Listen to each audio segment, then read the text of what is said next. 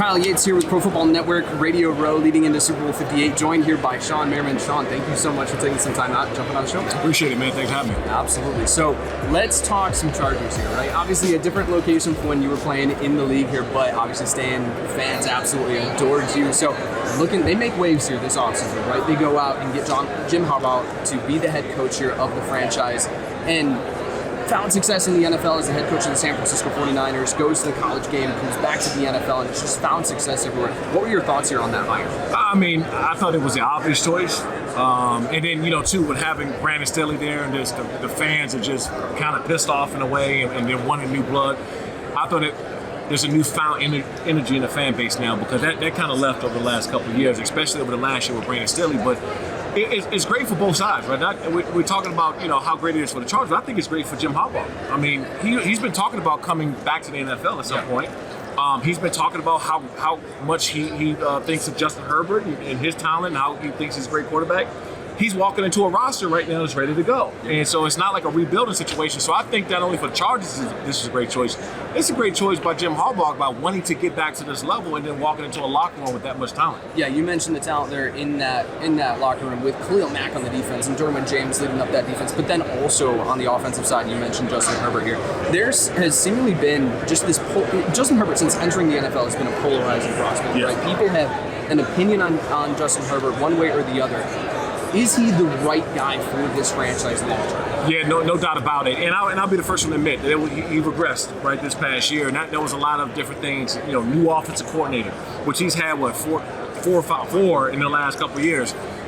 New head coach over the last couple of years, and just trying to find a way. And I think they were just experiencing difficulties with the entire team, not just at the quarterback position. Mike Williams went down, kind of banged up and so forth. Justin Herbert, we know what he can do when he's healthy. That's no doubt about that. We know exactly what he can do when he's healthy. We've seen him. He has the biggest arm in the National Football League. If you see this guy in person, dude, he looks like a damn defensive end or a tight end. I mean, he's massive. He got all the qualities and traits of being a great quarterback, but they needed a new leader. That's what that team was missing, a leader, an identity, and find out who they are. That's going to be a fascinating team to watch here as the rest of this offseason moves forward.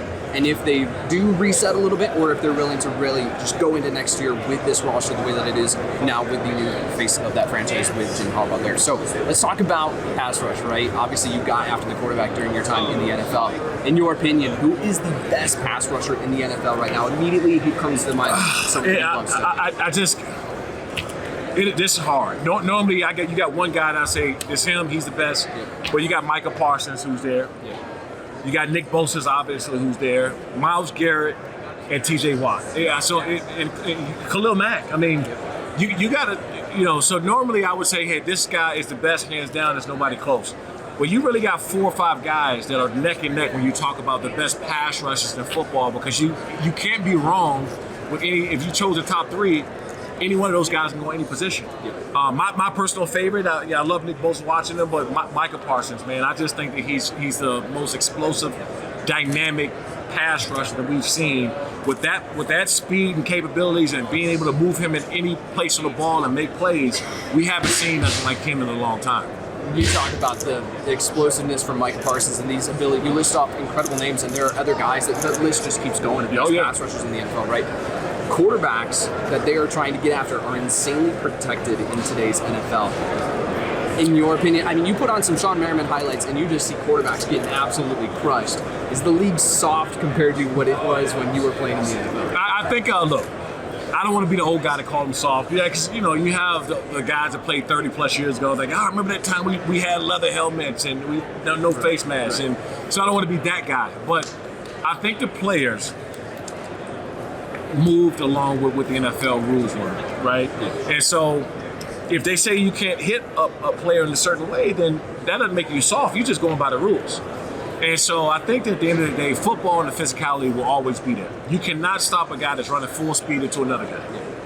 That right there is always going to be part of football. But I think that the mentality and the mindset behind going overboard and putting yourself in a position where you're going to get flagged or fined is constantly running through a lot of guys' minds.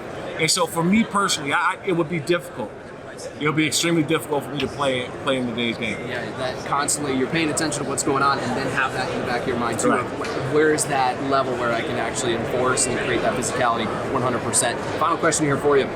Who was the best quarterback that you went up against during your time in the league? When you think about that, like, oh, I hated playing against this guy. I'm going to get some flack here, and I know it. Tom Brady will go down as the greatest quarterback ever, right? He just brings his longevity and even what he did in Tampa. If I'm singling out one quarterback, who I think the best quarterback that I played against is Peyton Manning. Just his intangibles. If you're starting a team off, if you're asking me who I would start a team off, it would be Peyton Manning, because of what he was capable of doing. Stronger arm, bigger statue, go out there and wing it. He was the general, knew everything the offense, defense was doing out there. So I'm starting a team off with Peyton Manning. I don't want to take anything away from Tom, man, but line up against Peyton Manning was something different. That captain, that general of that offense, absolutely Peyton Manning there. All right, there's a big event coming up here, Shawne. Why don't you tell me more about Lights Out and what's going on there? Yeah, we got a huge event next Friday in Long Beach, California. Lights Out Extreme Fighting 14. We'll be live on Football TV, Football Sports. You can get more information at lightsoutxf.com. We got the next up-and-coming superstars of the sport. Also, this fight, we're introducing the Lights Out Tech Glove. That's going to be at a measure speed, power punch, impact, G-force, and just trying to give the fans more information, right? Just watching us at home, they can't make the fights. We want to make sure that they got all the information going forward and just lock in more than what we're doing. If you can find out if a guy gets punched over a certain number and he can get knocked out, I mean, that to me is going to take this sport and take this business to another level. Absolutely, take it to another level. That's exactly what I was thinking there as we're talking. All right, before I let you go, Chiefs, 49ers, Super Bowl prediction. We're asking everyone who comes on here, who do you like in this game? It's so hard to go against the Chiefs. I mean, my heart is telling me that San Francisco has more talent, a better team. The Ravens were better than the Chiefs. They found a way to win. They've been here more times than San Francisco 49ers have in his last several years.